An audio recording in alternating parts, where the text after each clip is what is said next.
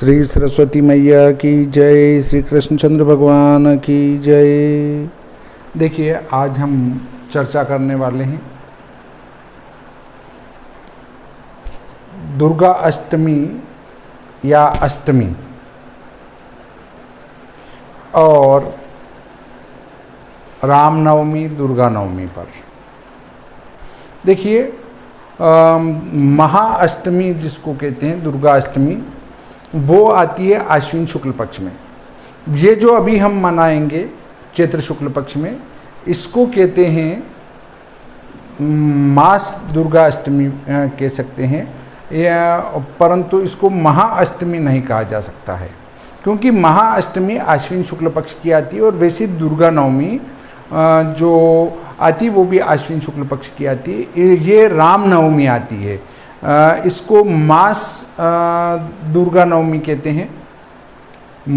महानवमी और महाअष्टमी ये दोनों आश्विन शुक्ल पक्ष में, ये मासाष्टमी और मास नवमी अभी चैत्र शुक्ल पक्ष में पड़ेगी।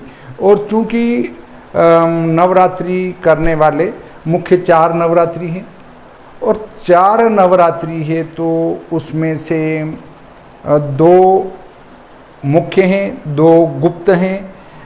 चैत्र शुक्ल पक्ष, आश्विन शुक्ल पक्ष, आषाढ़ शुक्ल पक्ष और माघ शुक्ल पक्ष, ये सभी नवरात्रियां शुक्ल पक्ष की प्रतिपदा से प्रारंभ होकर नवमी पर संपूर्ण होती हैं। तो अष्टमी को हम दुर्गा अष्टमी के रूप में और नवमी को दुर्गा नवमी के रूप में मनाते हैं।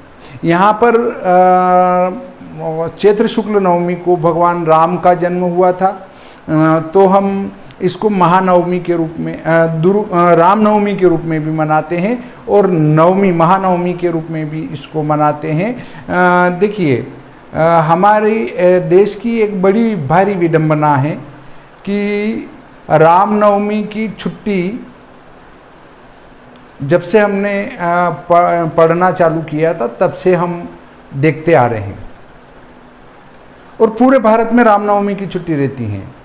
फिर भी लोग कहते हैं भगवान राम काल्पनिक थे। भगवान राम इतिहास में नहीं लिखा गया, इससे हम काल्पनिक ही कहेंगे।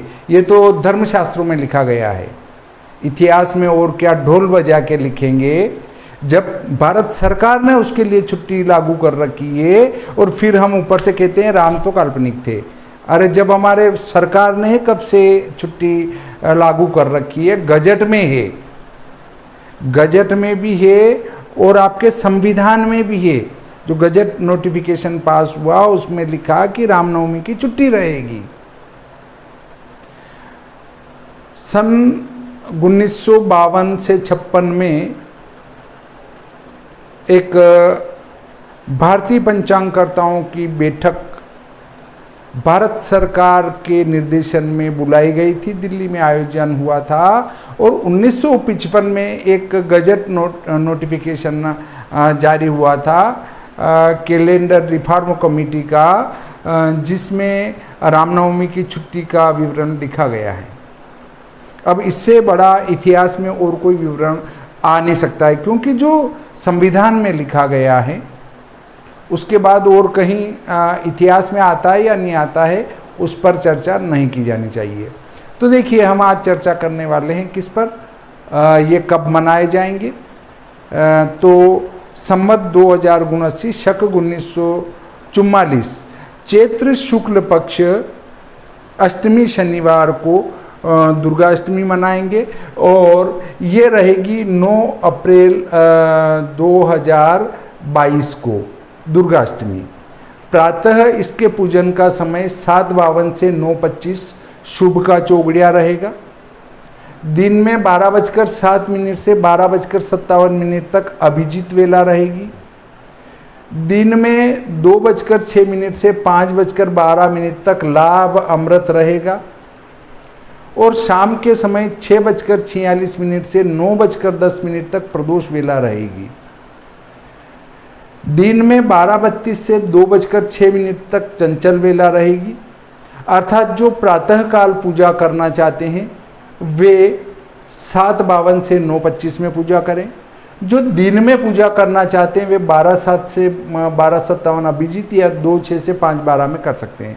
जो खेत कुएं से शाम को सूर्यास्त बाद घर आते हैं वे शाम के समय 6:45 बजे से 9:10 तक पूजा कर सकते हैं। हवन भी किया जा सकता है। रात्रि में हवन का निषेध है, परंतु विवाह का हवन और नवरात्रि का हवन या किसी पर्व का हवन वो रात्रि में किया जा सकता है। इसके बाद आते हैं चैत्र शुक्ल पक्ष नवमी रविवार दिनांक 10 अप्रैल 2022, जिसमें रामनवमी दुर्गा नवमी रहेगी। इसमें प्रातः 7:52 से 9:25 तक चंचल रहेगा और 9:25 से 12:57 तक लाभ, अमृत और अभिजीत वेला रहेगी।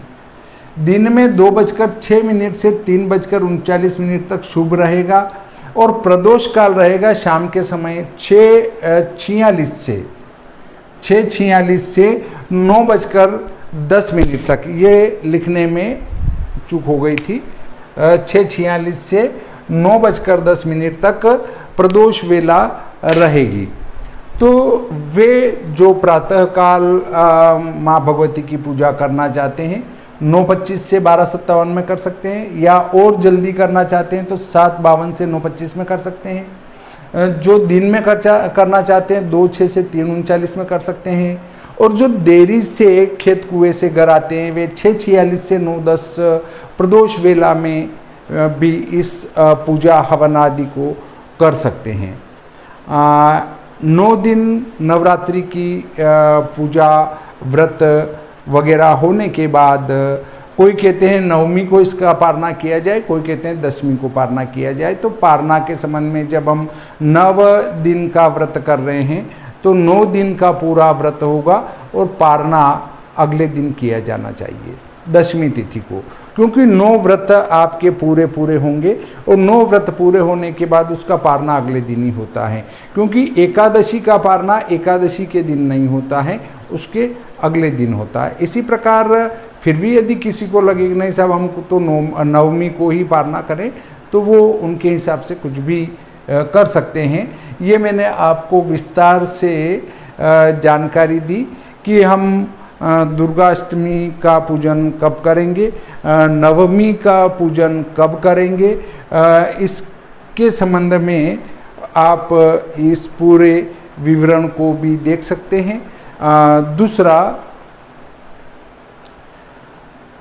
ये नवरात्रि में मुख्य रूप से भगवान राम की पूजा आराधना की जाती है।